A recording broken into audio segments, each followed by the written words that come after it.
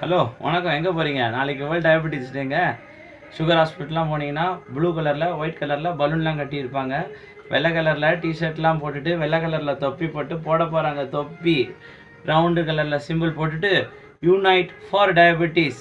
அப்புறம் சுகர் மாத்திரை கிளிமிப்ரைடு மெட்ஃபார்மின் இருக்குது. அது இன்சுலின் கிளைபோன்ட்ரமேட் சீட்டாக்ளிப்டின் டாபாக்ளிப்டின் எம்பாக்ளிப்ளோசின் லீனாக்ளிப்டின் டீனாக்ளிப்டின் எல்லா கிளிப்டினை போட்டு இருக்கிற. அதாவது இந்த பருமனாக இருக்கிறவங்களுக்கு இன்சுலின் போட்டாலே ஹார்ட்லலாம் பிளாக் வருதாமல் லேண்ட்செட்டில் ஆர்டிக்கல் பிஎம்ஜியில் ஆர்டிக்கல்லாம் நிறையா வந்துட்டு இருக்குது. கேட்டிருக்கிறீங்களா? ஓஹோ, கேட்கலையா? சரி, என்னப்பா இந்த டாக்டர் அலோபதி தப்பு அலோபதி தப்பு அலோபதி தப்புன்னு சொல்ல, அலோபதியை ப்ராக்டிஸ் பண்ணுற அலோபத்ஸ் தான் இப்போ மிஸ்டேக்கில் இருக்குது. என்னப்பா மிஸ்டேக் சொன்னால் என்னப்பா தப்பு? என்னப்பா சோவாட் அப்படின்னா?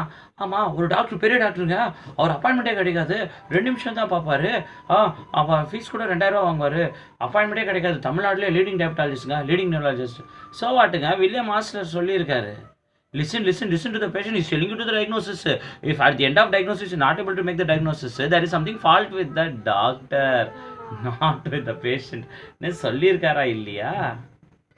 அப்போ எவ்வளோ பெரிய டாக்டராக இருந்தாலும் ஹிஸ்ட்ரி டேக்கிங்கில் டைம் ஸ்பெண்ட் பண்ணணுமா இல்லையா? அப்போ அது தவறு தானே.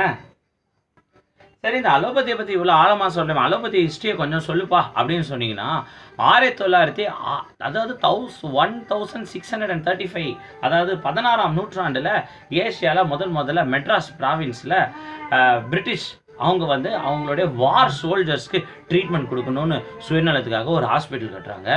அப்போது இந்தியர்கள் எல்லாமே ஒரு ஆயுதங்களை கொண்டு வந்தால் கூட வெறும் கையால் தன்னுடைய பலத்தால் போரிட்டாங்க. அதிகப்படியாக சேனப்படை, அந்த மாதிரி குதிரைப்படை, வாழ்வீச்சு அப்படி போட்ட இந்த நேரத்தை குண்டு டிமால் நாகாசாகி ஹீரோஷிமா தெரியும் தானே உங்களுக்கு? அது மாதிரி பாம்பு போட்டுட்டு இருந்த இடத்துல தன்னுடைய சோல்ஜர்ஸ், யாரோட சோல்ஜர்ஸ், இங்கிலாண்டோட சோல்ஜர்ஸ்க்கு ட்ரீட்மெண்ட் கொடுக்கணும்னு வெள்ளக்காரன் கட்டின ஹாஸ்பிட்டல் தான் இப்போ நீங்கள் பார்க்குற மெட்ராஸ் மெடிக்கல் காலேஜ். அந்த மெட்ராஸ் மெடிக்கல் காலேஜ் எப்போ தெரிஞ்சாங்க தெரியுமா? 1847 ஏசியாவோட ரொம்ப ஆரம்ப கட்ட மருத்துவக் கல்லூரியில் அதுவுமே பிரிட்டிஷ் தனக்காகவே தான் ஆரம்பிச்சிருக்காங்க. இந்தியாவில் இருக்கிற பல பேர் பெற்ற டாக்டர்கள் இங்கே படிச்சிருக்கலாம், பல ஸ்டேட்டில் ஃபஸ்ட்டு டாக்டருமே இங்கே படிச்சிருக்கலாம். இருந்தாலுமே அலோபதி சிஸ்டம் ஒரு சோல்ஜர்ஸ்க்கு அடிப்பட்ட ஒரு வார் ஃப்ரண்ட்டில் ஏற்படக்கூடிய நிகழ்வுக்காக செஞ்சது தான். அப்போ தான் அந்த சரிப்பா அலோபதி பற்றி சொல்லிட்டு இந்த அலோபதிங்கிற வார்த்தையை கோயின் பண்ணவர் ஒரு ஹோமியோபதி டாக்டர் சாமுவேல் ஹானிமன் அப்படின்றவர். எம்டி ஜென்ரல் மெடிசன் முடித்தவர். அலோபதி மேலே ஒரு வெறுப்பு ஏற்பட்டு, வேணாப்பா இந்த சிஸ்டம், இது ஒன்றும் சிம்டமாக தான் ட்ரீட் பண்ணுது, இது ரூட் காஸை ட்ரீட் பண்ணுறதில்ல அப்படின்னு சொன்னார். அப்போ வரைக்குமே மாடர்ன் சயின்ஸ் என்ன பிலீவ் பண்ணாங்கன்னா, வாதம் பித்தம் கபம், அதாவது இந்த 3 ஹியூமர்ஸ்னால் லிக்விடுன்னு ஒரு பொருள், அது ரத்தத்தில் கலந்துருக்கு, அதோடைய பேலன்ஸ் தான் அப்படின்னு சொன்னாங்க. இது என்னப்பா புது ஆச்சரியமாக இருக்குது? ஒரு 2000 வருஷத்துக்கு மேலே, எவ்வளோ வருஷம்னு தெரியல, திருவள்ளுவர் அப்போவே சொன்னால் மிகினும் குறையினும் நோய் செய்யும் உள்ள ஒரு வழிமுதலாம் எண்ணிய 3, அதாவது வாதம் பித்தம் கபம் கூடினாலும் குறைந்தாலும் நோய் வரும்னு அப்போவே வள்ளுவர் சொல்லியிருக்காரு. ஆமாப்பா, அலோபதியில் ஏதோ ஒரு மிஸ்டேக் இருக்குப்பா அப்படின்னு அதுலேருந்து டைவர்ஸ் கொடுத்துட்டு வெளியே வந்தவர் தான் சாமுவேல் ஹானிமன். அவர் வந்து ஹோமியோனா சேம், அலோனா டிஃப்ரெண்ட் அப்படின்னு ஸ்டார்ட் பண்ணார். அதுக்கப்புறம் இப்போ என்னான்னு கேட்டால், அதை விடுங்க. ஒரு பேஷண்ட் இருக்குங்க, என்னப்பா நீ விதிவிலக்கெல்லாம் சொல்லி எங்களை பயம் ஒருத்தர், ஒன்றும் இல்லை, ஒரு பேஷண்ட் காலில் ஒரு கேங்க்ரீன், ஒன்றும் இல்லைன்னு ஒரு மேஜர் ப்ராப்ளம் தான். கேங்க்ரீன்னா அந்த காலில் மட்டும்தான் புண்ணு வரப்போது. அந்த கேங்க்ரீனுக்காக எங்கேயோ ஆஞ்சியோகிராம் பண்ணி ஸ்டென்ட்டு போட்டு என்னமோ பண்ணி 2-3 மாதம் கழிச்சு பேஷண்ட் நலிஞ்சு போனது தான் மிச்சம். கேட்டால் இன்டர்வென்ஷனல் ரேடியாலஜி. ஸோ இன்டர்வென்ஷனல் ரேடியாலஜினா உடம்புல இருக்கிற அத்தனை ரத்த நாளங்கள்லையும் ஸ்டென்ட் விட்டுருவீங்களா? அங்கே ஸ்டென்ட் விட்டால் தான் அதுக்கப்புறம் பேஷண்ட் நல்லா ஆகிடுவாங்களா? Treat the cause, not the symptoms. Treat the cos.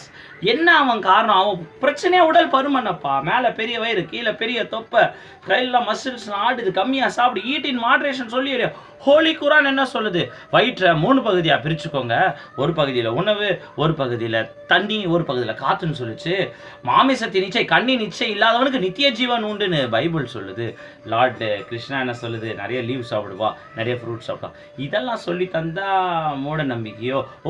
இந்த 3 புத்தகங்களும் கதாபாத்திரங்களும் கற்பனை கதாபாத்திரங்களா அப்படின்னு சொன்னால் கூட, அப்புறம் என்னப்பா இந்த டாக்டர் இந்த காலத்தில் போய் இதெல்லாம் சொல்கிறாரு, இவர் எக்டே மாதிரி பேசுகிறாரு, இவர் வந்து ஹீலர் மாதிரி பேசுவார், அவர் பேசுகிறத பார்த்தாலும் ஹீலர் மாதிரி இருக்கல, அவன் மென்டலைட்டர் வீடியோ பார்த்தாலும் அப்படி தான் தெரியுது. அப்படிலாம் கிடையாது. ஒரு முறை எங்கள் மருத்துவமனைக்கு வந்து பாருங்கள். எங்கள் மருத்துவமனைக்கு வந்தீங்கன்னாவே உங்களுக்கு வித்தியாசம் தெரியும். ஆமாம், உலக நீரிழிவு தினம் இன்னைக்கு நிறைய விஷயங்கள். சர்க்கரை குறைக்கிறதுக்கு 5 சிம்பிள் டிப்ஸ் சொல்கிறேன். நைட்டு 7 மணிக்குள்ளே சாப்பிடுங்க. 10 மணிக்குள்ளே தூங்குங்க. காலையில் டெய்லி பழங்களை உங்கள் உணவாக எடுத்துக்கோங்க. மத்தியானம் ஒரு அளவு சாப்பாடு, கொஞ்சம் சாதம், நிறைய காய்கறி. அதே மாதிரி நைட்டில் சிம்பிள் டிஃபன். எக்ஸசைஸ் பண்ணுங்கள். தயவு செய்து வளைஞ்சு நெளிஞ்சு இந்த என்னம்மா குத்துனா இப்படி குத்துணும் நான் நாயனாரே அப்படின்னு சொல்கிறாங்கல்ல அந்த பருத்தி வீரன், அந்த மாதிரி வளைஞ்சு நெளிஞ்சு ஆடணுங்க. சும்மா எப்போ பார்த்தாலும் AC room, AC car, Honda city, open to sky, வீட்டுக்குள்ளே பாத்ரூமில் இருக்க ஏசி, ஹாலில் ஏசி. எங்கே தாங்க வாழ போகிறோம்? இந்த உடம்புல சூரிய ஒளி, வெளிச்சம், தண்ணீர் எல்லாமே வந்து விழணுங்க. இது விழணும்னா என்னங்க ஆகும்? அதே மாதிரி வாய்ப்பு கிடைக்கும்போது கொஞ்சம் பட்னி கிடங்க. அதுதாங்க விரதம் இருங்க.